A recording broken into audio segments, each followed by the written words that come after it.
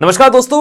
दोस्तों, world economy का एक लंबे समय से ट्रेडिशन चलते आया है कि अगर ट्रेड होगा तो डॉलर के आधार पर होगा, अन्यथा नहीं होगा। और यहां पर आपने देखा होगा कि ब्रिक्स के जितने भी मेंबर कंट्रीज है, स्पेशली भारत, वो हमेशा से इस आइडिया को पुश करते आया है कि अगर ट्रेड करना है तो क्या इसमें डॉलर का ही अस्तित्व रहेगा, मतलब बिना डॉलर के हम ट्रेड कर ही नहीं सकते। और कारण यही है कि इस पूरी डिबेट के सेंटर के बीच में आता है आज का आरबीआई का ये प्रपोजल, जिसमें आरबीआई ने सेंट्रल गवर्नमेंट को बोला है कि इस बार जो ब्रिक्स समिट होने वाली है, आप इसमें पुश करिए कि यहां पर जितने भी ब्रिक्स नेशन हैं, सब के सब सेंट्रल बैंक डिजिटल करेंसीज के ऊपर काम करे, क्योंकि बहुत सारे देश इसके ऊपर ऑलरेडी एक पायलट प्रोजेक्ट के रूप में काम कर रहे हैं। लेकिन ब्रिक्स का यह प्रपोजल अगर तैयार हो जाता है, आरबीआई के इस प्रपोजल को ब्रिक्स सारे देश अडॉप्ट कर लेते हैं, तो यहां पर आप एक चीज समझ सकते हैं कि बहुत जल्दी ब्रिक्स कंट्री से डी डॉलराइजेशन की तरफ जा रही है। देखिए, अब सीधी सी बात मैं आपको बताता हूं कि आखिरकार डॉलर इतना इंपैक्टफुल क्यों है। क्योंकि अगर देखा जाए तो पूरी दुनिया में जितना भी ट्रेड होता है, जो रिजर्व है वो सिर्फ डॉलर बेस्ड है। वर्ल्ड बैंक, आईएमएफ, सबकी रीढ़ की हड्डी मानी जाती है डॉलर। मतलब आज के समय में कोई ट्रेड कर रहा है तो वो डॉलर आधारित ट्रेड ही करता है। लेकिन अगर डॉलर को ही बाईपास कर दिया जाए, इसका मतलब यह है कि हर एक देश अपनी इंडिविजुअल सोवरेनिटी को मेंटेन कर सकता है, अपनी करेंसी के साथ ट्रेड कर सकता है। इससे होगा ये कि डॉलर को एज वेपन के तरीके से यूज करके यूएस किसी भी देश को परेशान नहीं करेगा। और यह भारत का सीधा सा इंटेंशन है।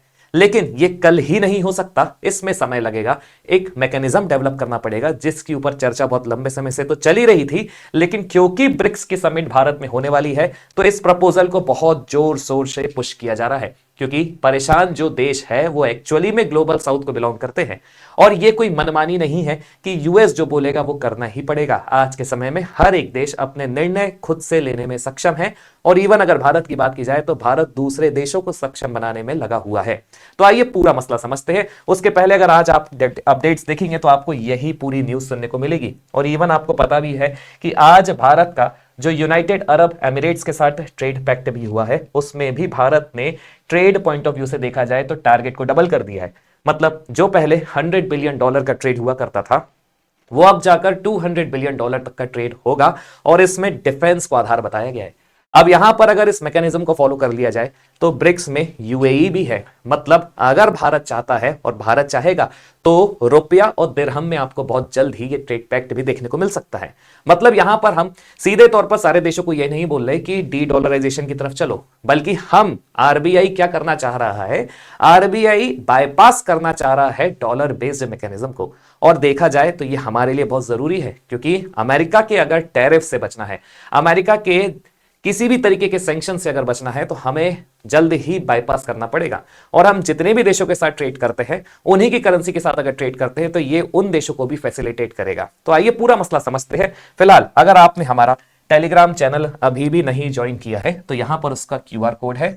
और आपको एक छोटी सी जानकारी दे दी जाए कि रोज सुबह 8 बजे द हिंदू न्यूज़पेपर का डेली करंट अफेयर्स नाम का हमारा सेगमेंट चलता है, जिसमें हम द हिंदू का इन डेप्थ एनालिसिस कराते हैं यूपीएससी और स्टेट सिविल सर्विसेज के पॉइंट ऑफ व्यू से। तो इसको जरूर देखिएगा दोस्तों। अगर आप इंटरेस्टेड है तो हमारे क्यूआर कोड के माध्यम से हमारा टेलीग्राम चैनल जरूर ज्वाइन कीजिएगा। तो आखिरकार सुर्खियां क्या है, तो मैं आपको बताता हूं। आरबीआई ने फिलहाल यह बोला है कि एक प्रपोजल तैयार किया। उस प्रपोजल का नाम यह है कि आरबीआई ने सेंट्रल बैंक डिजिटल करेंसी से सीबीडीसीज जितनी भी ब्रिक्स कंट्री है उसको इंक्लूड करने के लिए बोला है इस बार जो ब्रिक्स की समिट हो रही है भारत में। और देखिए, ये कोई नया एजेंडा नहीं है, इसके ऊपर ऑलरेडी चर्चा 2025 में ही शुरू हो चुकी थी। बस बात यह है कि इस बार भारत को मौका मिला है ब्रिक्स समिट को होस्ट करने का। कारण यही है कि भारत जो अपनी फर्स्ट प्रायोरिटी बता रहा है वो क्रॉस बॉर्डर पेमेंट एफिशिएंसी को बढ़ाने के नाम पर बता रहा है। और ये तभी हो सकती है जब सब के सब सेंट्रल डिजिटल बैंक इस पर्टिकुलर सीबीडीसीज में शामिल हो जाते हैं। मतलब कुल मिला के यहां पर बात आ रही है ब्राजील, रशिया, इंडिया, चाइना, इसके अलावा जो ब्रिक्स प्लस नेशन अभी हाल फिलहाल में ऐड हुए हैं, उन सब की बात की जा रही है। और देखिए, ये जरूरी भी इसलिए है क्योंकि ये कोई नियम नहीं है कि ट्रेड होगा तो डॉलर से ही होगा। बस क्योंकि बहुत लंबे समय से ये चला आ रहा है, डॉलर के आधार पर ही वर्ल्ड बैंक लोन देता है, आईएमएफ लोन देता है, डॉलर ही इस पूरे सिस्टम की बैकबोन बनी हुई है। तो इसको इतने जल्दी एलिमिनेट नहीं किया जा सकता। बस धीरे धीरे करके एक प्रोसेस को फॉलो किया जा सकता है। डॉलर को बाईपास करते हुए लोकल करेंसीज के साथ पैक्ट किया जा सकता है, जिसमें होगा ये कि डॉलर एज वेपन की तरीके से अमेरिका फिर यूज करना बंद कर देगा। मतलब अमेरिका को बहुत जल्दी अपनी मुंह की खानी पड़ सकती है अगर ब्रिक्स नेशन इस पर प्रॉपर तरीके से काम करते हैं। यहां पर देखिए जो कॉलम आया है आज के द हिंदू में, उसको यहां पर आपके लिए उठाया गया है। ईज ऑफ पेमेंट इसका आधार है। If the proposal is accepted, a plan to link digital currencies will be put forward at the 2026 BRICS summit in India. इसके अलावा द मूव कुड रिड्यूस, सबसे बड़ा तो ऑब्जेक्टिव यहीं पर छुपा है। The move could reduce reliance on the US dollar as geopolitical tension rise. किस तरीके से टेंशन राइज है? फिलहाल इस पूरे स्टेप को आज अमेरिका की तरफ से एंटी अमेरिका बताया जा रहा है। मतलब इमेजिन करिए दोस्तों, अगर आज के समय में ब्रिक्स का फॉर्मेशन हुआ भी है या ब्रिक्स आज के समय में ब्रिक्स प्लस बन भी चुका है, तो अमेरिका इसे अगेंस्ट अमेरिका ऑर्गेनाइजेशन बताता है। कुल मिला के अमेरिका का ये वो इमेच्योर रवैया है जिसके हिसाब से अमेरिका कैसा चलता है कि अगर हमें नहीं शामिल किया गया तो वो हमारे अगेंस्ट में ही काम करेगा, हमारा डॉलर शामिल नहीं हुआ तो वो हमारे अगेंस्ट में ही काम करेगा। कारण यही है कि आज सुबह अमेरिका ने ब्रिक्स नेशंस के ऊपर सैंक्शंस लगाने की भी धमकी दे दी है। अब आप समझ सकते हैं कि अगर अमेरिका ऐसे ही सारे देशों के ऊपर सैंक्शंस लगाता चला गया, मतलब अमेरिका को इतनी पावर दी कहां से जा रही है। अमेरिका को बहुत अच्छे से पता है कि जितने भी ग्लोबल साउथ में देश है, ब्रिक्स के जो दूसरे मेंबर नेशंस है, अगर आज की डेट में वो कोई बिजनेस करते भी है, कोई ट्रेड करते भी है, तो उसमें डॉलर घुसा रहता ही है ऑटोमेटिकली। और अगर इस डॉलर को बाईपास करना है तो आप समझ सकते हैं एक प्रॉपर मैकेनिज्म होना चाहिए, और वो मैकेनिज्म का नाम है दो देशों के बीच की लोकल करेंसीज के साथ ट्रेड करना, ताकि डॉलर को यहां पर बाईपास किया जा सके। और यही सबसे इंपॉर्टेंट प्रपोजल है आज के ब्रिक्स के जो समिट होने वाली है और जो आरबीआई पुश करने वाला। अब देखिए क्या प्रपोज किया गया है। Linking CBDCs means central bank का जो एक सिस्टम है of BRICS members, that is India, China, Russia, Brazil, South Africa. इससे होगा ये कि दो देशों के बीच में पहली बात तो क्रॉस बॉर्डर जो पेमेंट्स होती है वो काफी फास्टर हो जाएगी, और इसके साथ ही साथ ट्रांजैक्शन कॉस्ट भी कम लगेगी। और दूसरी चीज यहां पर एक और है कि जो एक डिपेंडेंस होती है ट्रेडिशनल करस्पॉन्डेंट बैंकिंग सिस्टम जो डॉलर बेस्ड होती है, उसके ऊपर भी लगाम लग जाएगी। कुल मिला के ये पूरी जो एक ऑब्जेक्टिव सेट किए गए थे, ये ऑलरेडी ब्रिक्स 2025 में शामिल किए जा चुके थे, और जो डिक्लेरेशन थी वो प्योरली पेमेंट सिस्टम इंटरऑपरेटिबिलिटी के ऊपर थी। और यहां पर भारत के द्वारा अब इस पर तेजी से काम करना चालू भी हो चुका है, क्योंकि देखा जाए तो अमेरिका के टैरिफ से हर एक देश परेशान है, स्पेशली ग्लोबल साउथ।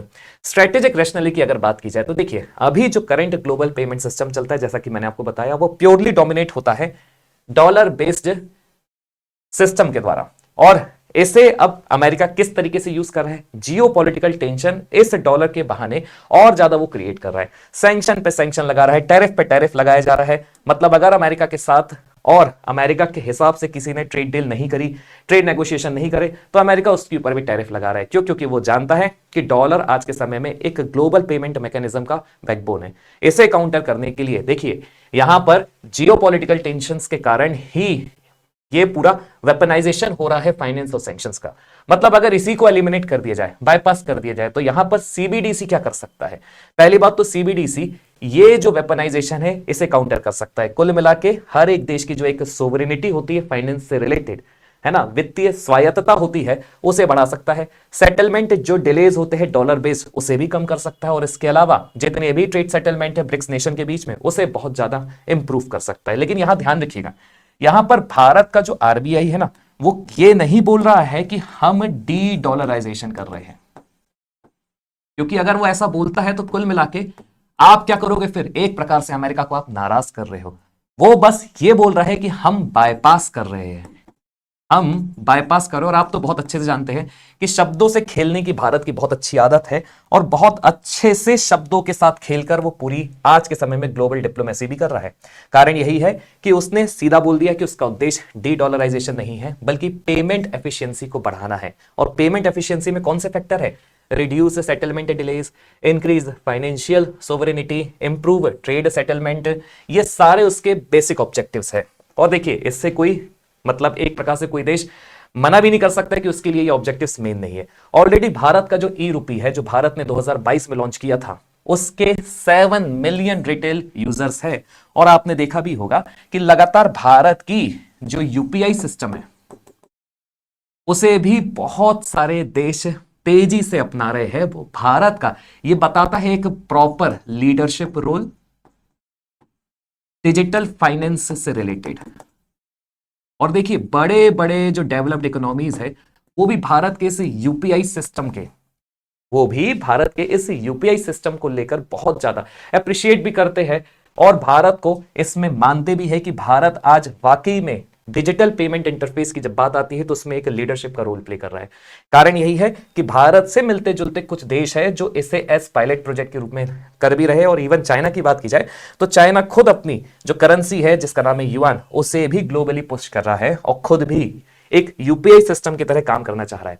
अब देखिए जो सबसे बड़ा चैलेंज और कंसर्न है इस पूरे सिनेरियो में, सबसे पहले तो अपन बात करते हैं कि मैकेनिज्म जो डेवलप होगा उससे रिलेटेड क्या कंसर्न है फिलहाल ब्रिक्स नेशंस के बीच में।